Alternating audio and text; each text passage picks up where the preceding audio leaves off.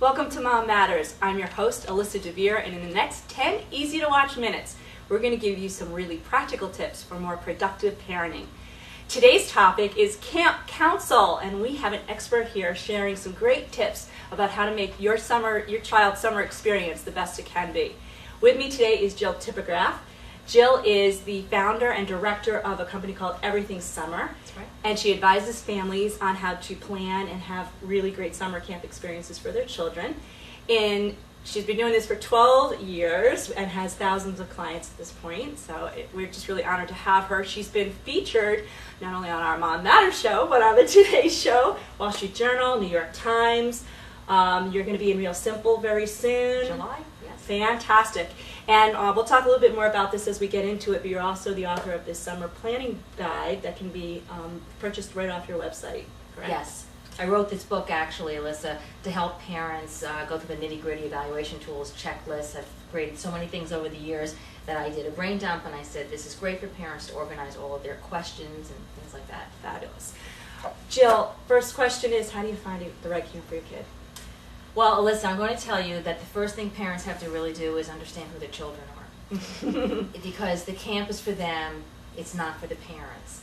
And they need to step back and say, what type of child do I have, and what kind of camp experience would really be a great experience for them to make them grow more and feel good about themselves. So first we have to decide, is a child young? Are they looking at day camp? Right. Are they ready to move on to that next level and go to overnight camp? Or is it a child who has gone through those experiences or never gone to camp and is a teenager now? And there are so many different opportunities. So I think parents have to step back first and say, what type of child do I have, and what type of experience, age-wise, are they ready for? And I think they need to look seriously at the environment they want to put their kids into, because there are certain camps that are more competitive or less competitive, or more structured or less structured, are emphasizing certain activities that your child may or may not excel at. You need to take all of that in and make sure that environment works with your children. How involved do you get the child in that decision process? I believe in involving your child 100%. Because what happens in the long run is that if a child participates in the beginning, they buy into the experience, and the separation is that much easier, and it's not a matter of mom and dad decided to do this for me and now I'm about to go to camp and I don't know what it's about, as opposed to bringing them in the beginning, which really leads to familiarity, which leads to comfort, which leads to positive transition. Fantastic. So give us some ideas of things that we should look for in a camp, or good, bad, and ugly, if you will, but the kinds of things that are important to really understand before you make that decision. Well, as I said, first it's understanding whether it's the day camp, the overnight camp, or it's a teen program. But I think parents have to also be realistic and say, what is my budget?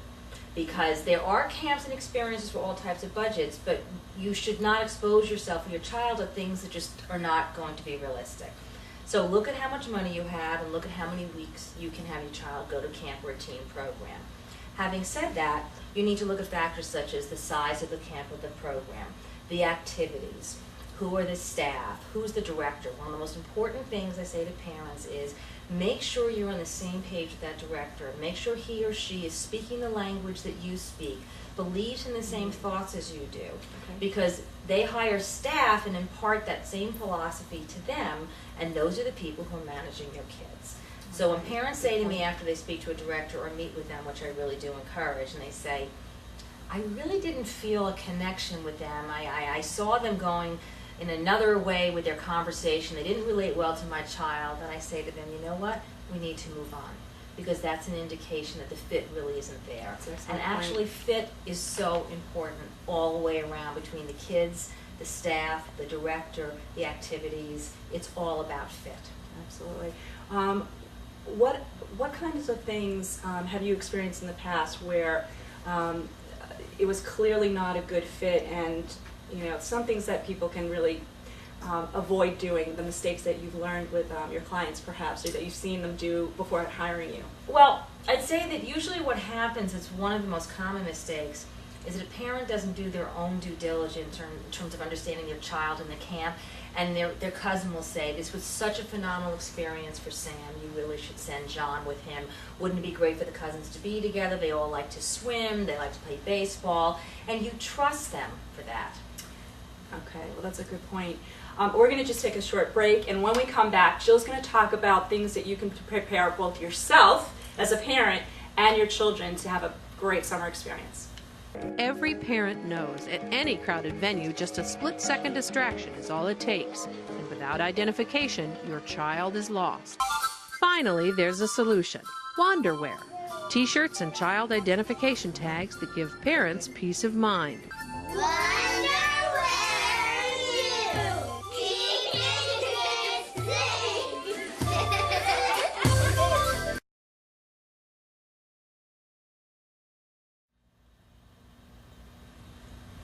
Welcome back to Mom Matters. We're here with Jill Tipograph talking about planning the perfect summer for your children. Jill, what do we do to get ready? Both ourselves as the parents, and then how do we get our kids ready for this big day to come? Well, the first thing is make sure you have allowed enough time to find the right camp or program. Ideally, that would be a year or so ahead of time because quality camps and programs fill early. But don't be concerned if it's May or June and you still haven't selected a camp or program, there will be options. Just be very flexible about what those options will be.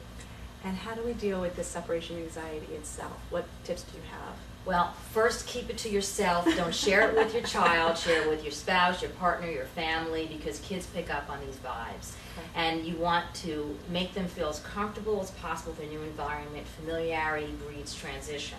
So bring them to the camp open houses, Big Brother, Big Sister programs, talk to the director again, and your child will feel comfort and ease and will be looking forward to going. And try not to cry like crazy when they're on that bus waving you goodbye. Right? Hold it back until they leave.